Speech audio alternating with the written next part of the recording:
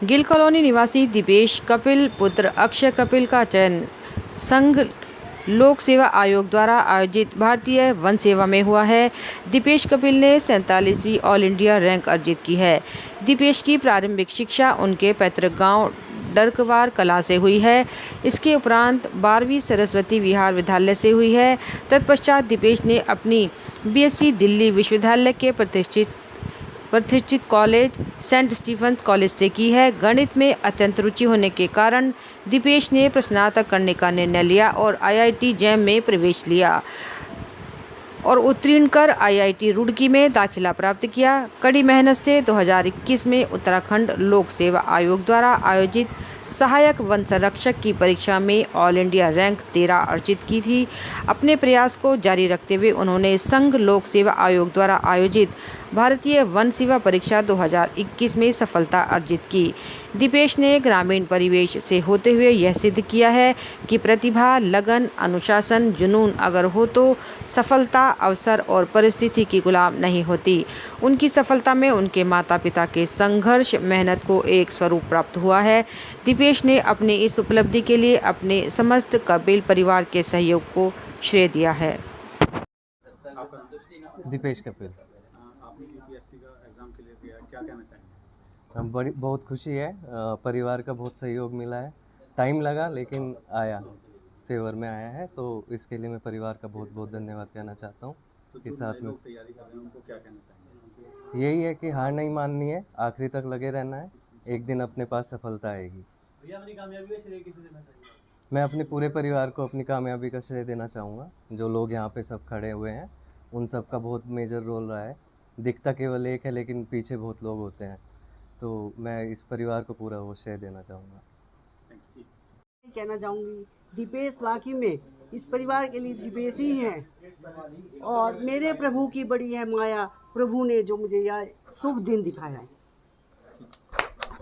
राजस्थान प्रदेश के उदयपुर शहर में राजस्थान की कांग्रेसी अशोक गहलोत सरकार की तुष्टीकरण व शरीयत को संविधान से श्रेष्ठ मानने की नीति के फलस्वरूप एवं राजस्थान पुलिस को पूर्ववत सूचना के बावजूद भी एक गरीब हिंदू टेलर मास्टर कन्हैया लाल के जिस प्रकार से धर्म विशेष के अनुयायियों के द्वारा समाज में भय व डर पैदा करने के उद्देश्य से विभत्स अमानवीय हत्या की गई है, हिंदू जागरण मंच इसकी कड़ी भर्त्सना करता है तथा महामहिम राष्ट्रपति जी से मांग करते हैं कि जिस प्रकार से राजस्थान में हिंदू समाज का घोर उत्पीड़न तथा कानून व्यवस्था के साथ खिलवाड़ हो रहा है को दृष्टिगत रखते हुए अविलंब राजस्थान सरकार को बर्खास्त करके राष्ट्रपति शासन लागू करके हिंदू समाज की सुरक्षा के ठोस प्रबंध किए जाएं। ज्ञापन देने वालों में ठाकुर सूर्यकांत सिंह, संजू पाल, अनिल अरोड़ा, प्रवेश धवन, प्रदीप ठाकुर, धर्मपाल कश्यप, वीर सिंह चौहान, कुलदीप राणा, राकेश कुमार मंगेला आदि मौजूद रहे। संजू पाल।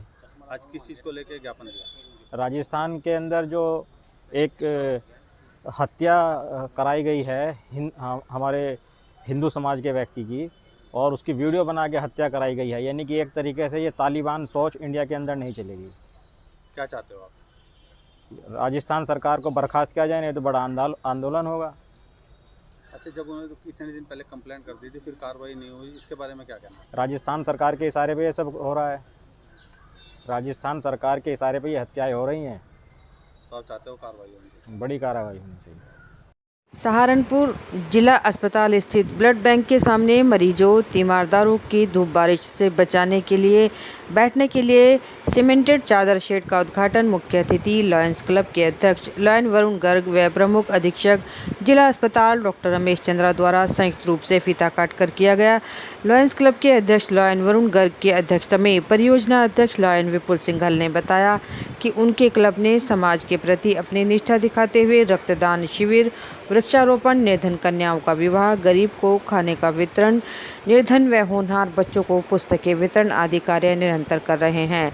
जिला अस्पताल में ही रहने, इमरजेंसी के बाहर रैन बसेरा पर शेड व वाटर कूलर लगाया गया और आगे भी इसी प्रकार से समाज के प्रति अपनी जिम्मेदारी का निर्वहन करने का संकल्प लिया।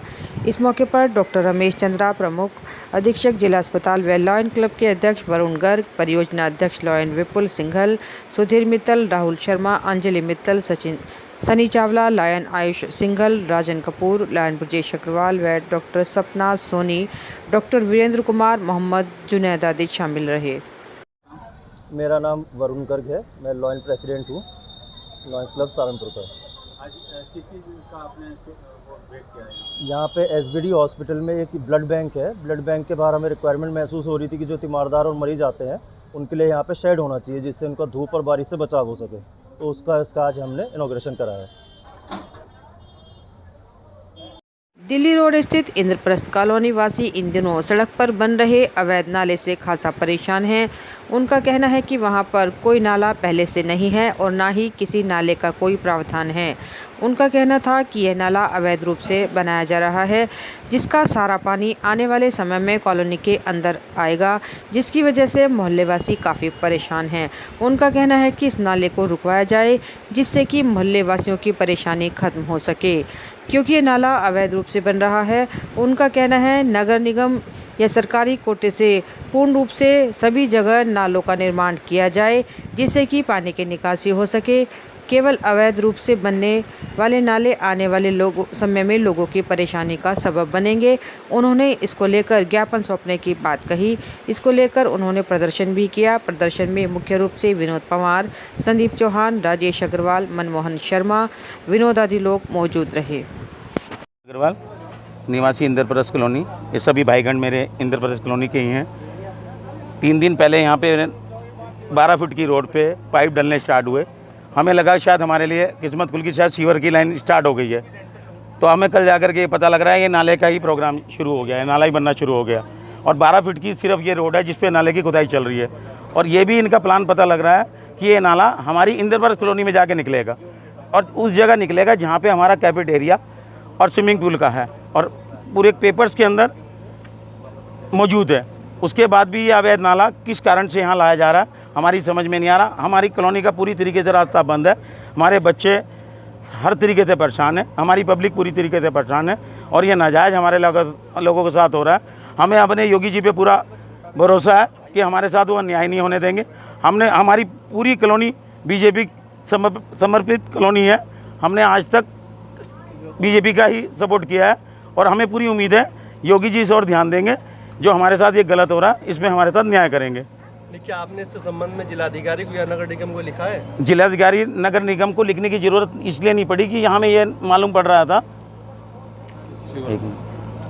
हाँ लिखा है, अभी मालूम पड़ा है, लेकिन हमने सबके लेटर लिखे हैं और निकाल भी दिया। हमने सबको ट्वीट भी किया है, जिलाधिकारी को भी किया है, हमने नगर आयुक्त को भी किया है, मेयर साहब को भी किया है, डीएम साहब को भी किया है, योगी जी को भी ट्वीट किया है।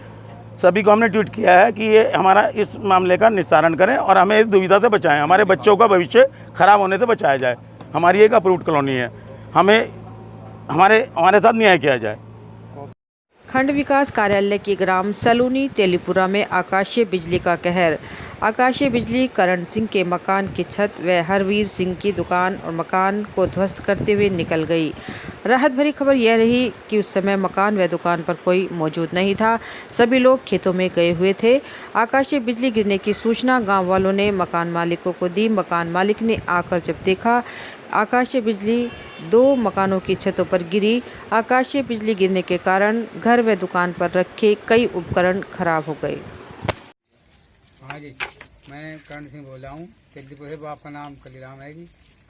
और मेरे यहाँ बिजली गिरी जी, इससे बहुत गहरा नुकसान है। आपसे चाहता हूँ कि सरकार कुछ मुझे मदद दे, मेरे में भी कुछ सहारा नहीं है बनाने का। और सब आदमी बहुत जान से बच गए हैं और मोहल्लेदारों का भी नुकसान है जी।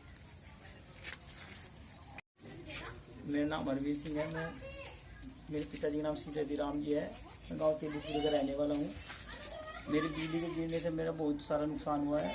मेरी देखो थोड़ी चोट भी लगी है और जी मेरा काफ़ी नुकसान हुआ है। देखो इधर भी हुआ है, ये भी अंदर नीचे छत पर भी। तो इसलिए मेरी सरकार से हाथ जोड़कर अनुरोध है, मेरे कुछ आर्थिक मदद करें। मैं बहुत गरीब परिवार से हूँ, मजदूर आदमी हूँ।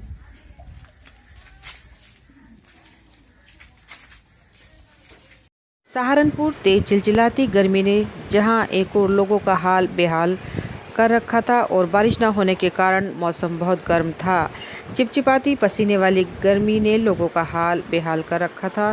तो दूसरी ओर आज हल्की बारिश ने मौसम को थोड़ा ठंडा और खुशगवार बना दिया। लोग इस बारिश का आनंद लेने के लिए बाहर निकल पड़े।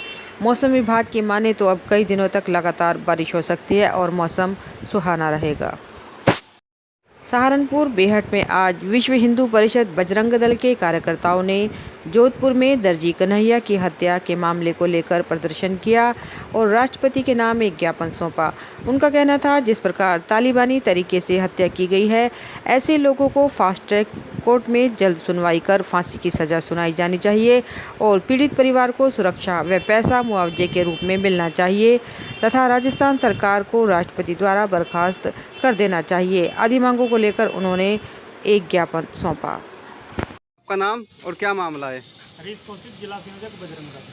कल राजस्थान के अंदर मुस्लिम जिहादियों के द्वारा एक हिंदू टेलर की जो है निर्मम चाकू से गोद कर हत्या कर दी गई। उसके विरोध में बजरंग दल के कार्यकर्ताओं ने यहाँ पर महामहिम राष्ट्रपति जी का नाम ज्ञापन तहसीलदार महोदय को दिया है और हमारी प्रशासन से यही मांग है, जो देश के अंदर इस तरह की गतिविधियाँ आतंकवादी लोग, जिहादी लोग करते हैं, इनके विरुद्ध कठोर कार्रवाई हो, इनको फांसी की सज़ा हो और ये जो पीड़ित परिवार है, इसका जो मुकदमा है फास्ट ट्रैक कोर्ट में चलाकर इन्हें जल्द से जल्द सजा कराई जाए और परिवार को सरकार के द्वारा आर्थिक मदद कराई जाए। प्रशासन ने क्या आश्वासन दिया है?